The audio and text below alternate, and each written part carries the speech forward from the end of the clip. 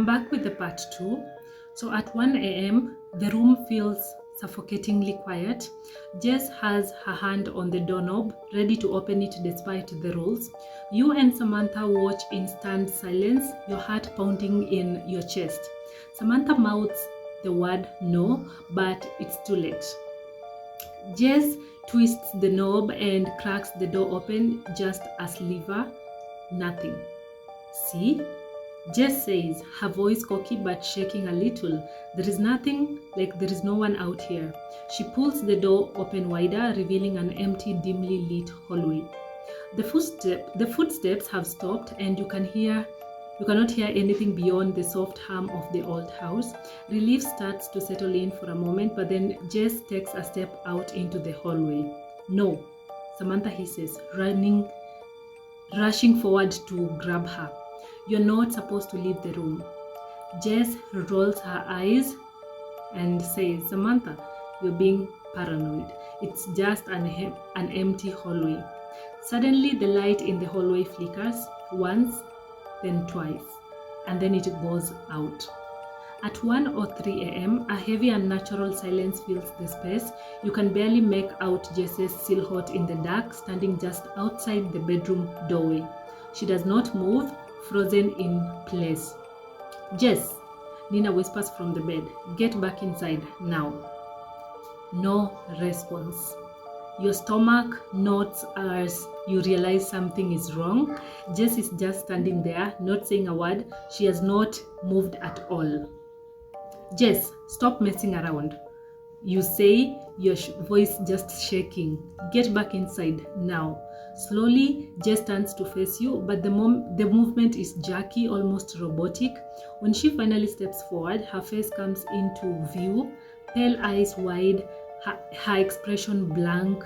She walks into the room, closing the door behind her, but something about her is wrong. It's like she's not really there, not really Jess anymore. So Samantha backs away, her hand shaking. Jess, what happened? Jess does not answer. She walks over to her sleeping bag, sits down and stares at the wall, unblinking. Her movements are stiff, like a puppet on strings. Jess, you say again, louder this time. Are you okay? Still nothing. It's like she cannot hear you at all. Nina takes a step towards her, but hesitates, clearly unnerved. Jess, stop being weird.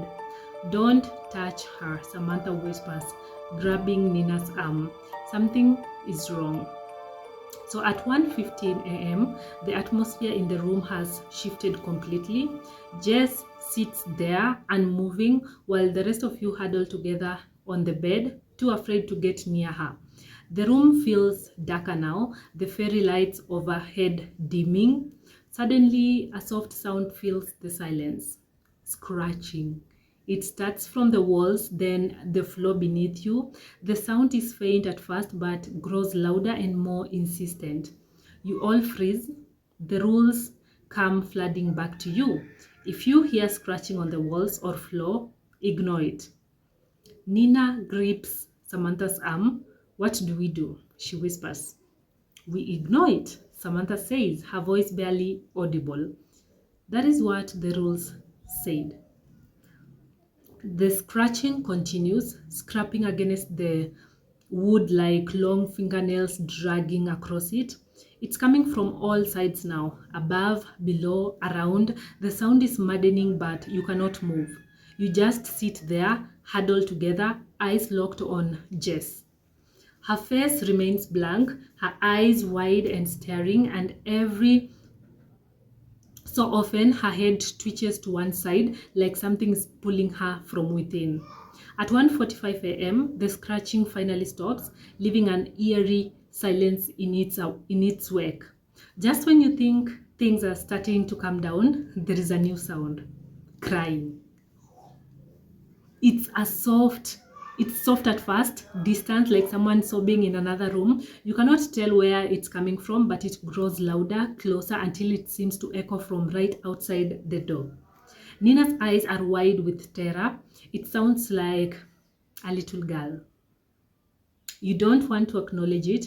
You don't want to listen. but the crying continues, tugging at something deep inside you. The rule echoes in your head again. If you hear crying, do not search for the source. Samantha grips your arm tightly, her face as pale as ghost. We cannot help it, she whispers, no matter how real it sounds. The crying grows louder, more desperate, like someone is in terrible pain. It's almost unbearable, the kind of sound that makes your heart break, and for a split second, you feel an overwhelming urge to open the door to help whoever is out there. But Samantha's words keep you grounded. Don't. So at 2 a.m., the crying suddenly stops, cut off as if someone hit mute on a speaker. The silence that follows is heavy and oppressive, making it hard to even breathe. Jess still has not moved. You cannot stand to look at her anymore. She is sitting so unnaturally still, her eyes staring straight ahead. Whatever is sitting in her spot now, it is not Jess. You know that much. Then comes the knock. One soft, deliberate knock at the door. You all freeze again. No one is moving. A voice calls out, familiar and gentle. Hey, it's me, Jess. I think I left something outside. Can you open the door? Nina's eyes widen. She turns to Samantha. What the hell? Jess is right here. But the voice outside does not stop. Guys, seriously, open up. I'm freezing out here. You feel a chill crawl up your spine. The voice sounds exactly like Jess, but the real Jess is sitting across from you, still staring at the wall. Don't answer it, Samantha whispers. Please don't. The knock comes again, harder this time. Come on, guys. I just need to get my jacket. Open the door.